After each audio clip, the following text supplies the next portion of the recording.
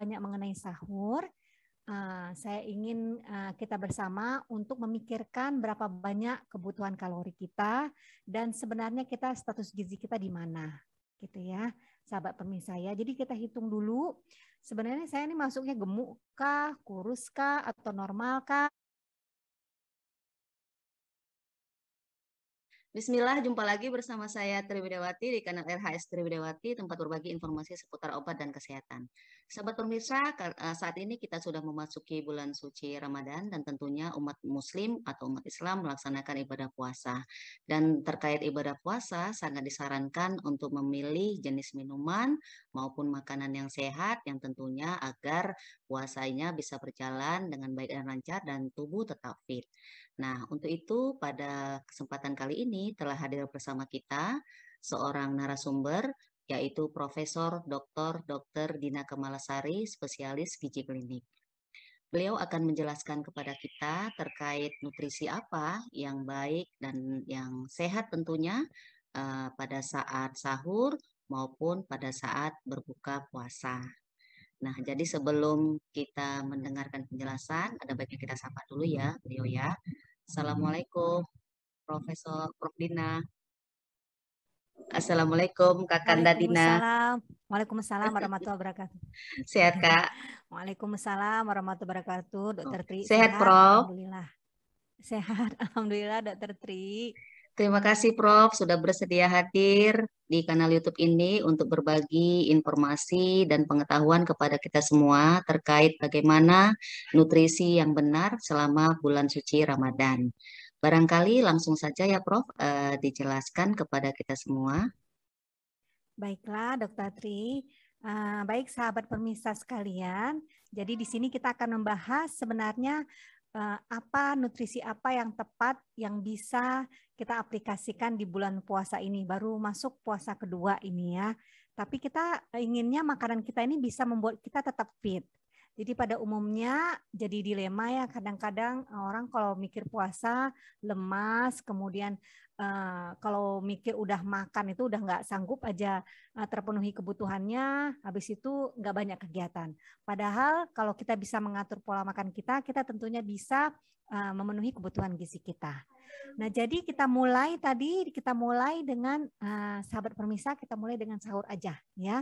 Tapi pada sebelum saya bercerita banyak mengenai sahur, saya ingin kita bersama untuk memikirkan berapa banyak kebutuhan kalori kita dan sebenarnya kita status gizi kita di mana, gitu ya, sahabat pemirsa ya. Jadi kita hitung dulu, sebenarnya saya ini masuknya gemuk kah, kurus kah, atau normal kah? Nah, setelah kita tentukan, baru kita tentukan kebutuhan kita apa, berapa banyak kebutuhan kita. Nah, selain kita menghitung beberapa bahan makanan yang akan kita butuhkan, kita fokus dari yang pertama dahulu yaitu nutrisi saat kita sahur. Nah, sahabat pemirsa, kita ingin sahur kita itu memberikan tambahan energi, tapi nggak membuat kita cepat lemas. Nah, saran saya, sahabat pemirsa bisa di saat sahur nanti itu bisa memilih bahan makanan yang seratnya lebih tinggi. Ya, tidak perlu saat sahur minum terlalu manis atau makan manis-manis yang yang sifatnya mengandung tinggi gula, nggak perlu. Tapi tekankanlah di mana makanan yang kita konsumsi itu lebih banyak seratnya, kemudian lebih istilahnya itu yang seratnya banyak, kemudian proteinnya cukup. Selain dengan karbohidratnya. Nah, kalau lemak itu dia akan mengikuti dari protein tadi. Nah, diharapkan kalau kita bisa mengkonsumsi makanan tersebut yang seratnya sayur bisa, harus ada, kemudian tentunya karbohidrat, nasi, sumber-sumber lain roti atau jagung, kemudian proteinnya bisa dari ikan, kemudian dari daging, kemudian dari telur, bisa dari tempe, tahu, semua lengkap. Oke ya. Nah, setelah kita jalani tersebut, kita harapkan nggak usah terlalu manis sekali atau yang terlalu mengandung tinggi gula, itu akan mempertahankan energi kita selama sekitar 12 jam. 10-12 jam sekitar begitu range-nya. Nah, jangan lupa minum air yang cukup. Ya, kita ketahui bahwa kita itu paling tidak minum sekitar 10 sampai 12 gelas per hari, tapi intinya bahwa di saat sahur itu bisa kita konsumsi 2 sampai 3 gelas per hari, kemudian nanti 2 sampai 3 gelas, kemudian nanti di saat berbuka barulah kita nanti konsumsi minuman yang cukup. Nah, jadi kita tahu tadi ya, jadi nggak usah yang terlalu manis atau terlalu berlemak sekali juga jangan di saat sahur, tapi yang tinggi serat kemudian tinggi proteinnya. Nah, setelah 1 hari kita saum, berpuasa, menahan lapar, juga menahan haus, kemudian barulah kita berbuka. Nah, di saat kita berbuka ini ada tips-tips juga yang perlu kita tekankan. Ya, kita tahu bahwa kebutuhan kita itu terdiri dari 3 makronutriennya harus mengandung protein, lemak, karbohidrat. Ya, karbohidrat juga kita tahu bahwa ada 2 lagi yang sederhana dan ada yang juga yang kompleks. Nah, di saat kita berbuka, begitu beduk azan sudah berkumandang, sahabat pemirsa, saya menyarankan dahulukanlah yang manis. Ya, segala sesuatu yang bisa dengan segera menggantikan energi kita yang sudah 10 sampai 12 jam tadi yang udah kita tahan gitu ya, makan juga minum sekaligus emosi juga kita tahan. Jadi walaupun agak seperti membalas dendam bisa berbuka, tapi tahan. Bahwa berikanlah tubuh kita sesuatu yang manis. Bisa yang cepat itu, yang bagus itu kurma. Atau minuman manis, teh manis. Atau jus yang manis, yang tidak terlalu bersifat asam, boleh. Ya, itu dulu sebagai penggantinya. Kue-kue yang manis atau kolak yang manis, oke, gitu ya. Ini kita berbicara yang tanpa komplikasi ya sahabat pemirsa, artinya orang sehat gitu ya, bukan orang yang sudah ada simpanannya atau ada sakitnya, itu enggak ya. Kita yang masih bisa, yang belum, kita berbicara mengenai komplikasi yang lain. Nah, di saat itu para sahabat pemirsa pasti sholat maghrib dulu ya. Saya tidak menyarankan langsung makan besar sih, enggak gitu ya. Kenapa? Karena perut kita juga udah kosong 10 sampai 12 jam, kemudian tiba-tiba diberikan sesuatu yang sangat bermacam-macam, karena sebelum kita berbuka itu pasti kita banyak sekali pilihan makanan yang kita inginkan gitu. Nah, sebenarnya kalau kita ikuti itu pasti di sini ada minuman ada 3 jenis, mungkin ada cendol, ada air buah, ada teh manis, ada macam-macam. Kemudian mau kuenya, kolaknya ada. Itu kalau kita memang agak-agak emosi menjelang berbuka. Tapi saya berharap para sahabat pemirsa itu lebih bijak dalam menghadapi hal ini. Jadi duluankan dulu yang manis, kemudian sholat maghrib dahulu, gitu ya. Nah, setelah sholat maghrib mungkin sedikit-sedikit ya sambil kalau mau habis maghrib boleh makanan besar, atau yang lebih mantep memang habis sekedar habis sholat semua. Kalau mau makan lebih besar lagi oke ya. Tapi kalau habis maghrib pun itu kita makan makanan yang berat, nggak masalah lagi. Intinya di saat kita makan makanan berat, maka dahulukanlah yang tinggi protein. Karbohidrat ada, lemak ada, tapi tinggi protein lebih diutamakan, gitu ya. Jadi yang protein itu apa? Itu bisa kita masukkan tadi meat, fish, poultry, itu ikan, daging, unggas-unggasan, bisa ayam, ya, bisa bebek juga. Kemudian dari sumber nabati juga ada, tahu, tempe, nggak masalah. Pengolahan kalau dia punya resiko tentunya hindari yang terlalu berlemak. Tapi kalau dia tidak punya resiko atau anak-anak yang sedang masa pertumbuhan, nggak masalah mau makan yang sehat, bergizi, itu silahkan aja di saat berbuka. Ya, karena apa? Karena itu dia menggantikan energi kita yang tadi sudah tidak kita konsumsi selama beberapa jam. Nah, untuk itu yang tidak dianjurkan tentunya yang terlalu berlebihan gitu. Jadi jangan terlalu banyak hingga melebihi kalori, kemudian jumlah yang kita butuhkan. Karena kita harus bisa membayangkan bahwa kalau biasanya kita makan 3 kali sehari, 3 kali makan besar, kemudian ada 3 kali makan yang kecil-kecil, maka kali ini kita kemungkinan itu hanya 2 kali makan. Atau kalau kita masih punya kesempatan, habis tarawih kita bisa makan lagi gitu ya.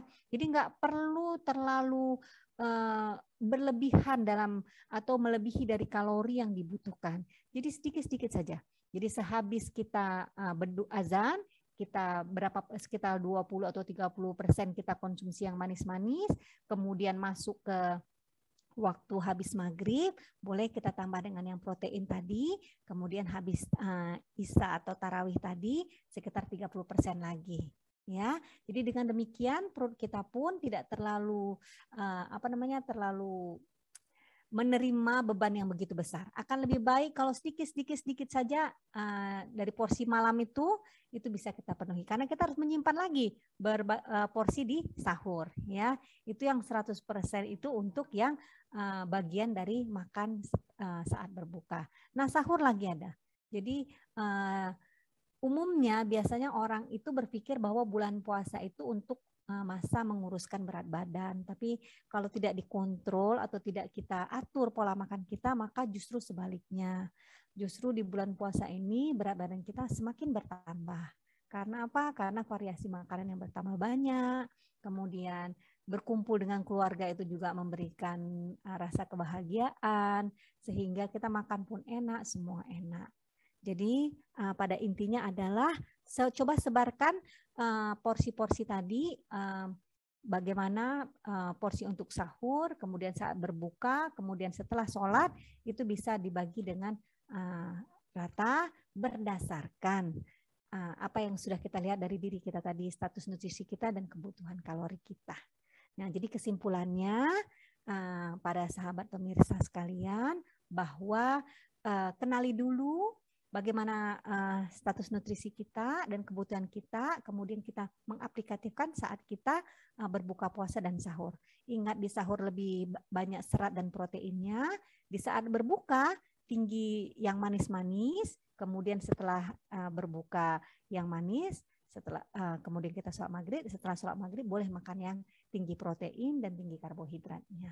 Baik, terima kasih Prof. Dina atas penjelasannya yang sangat lengkap ya. Saya pikir jadi kita sudah jelas bagaimana mengatur nutrisi di saat sahur, kemudian di saat berbuka.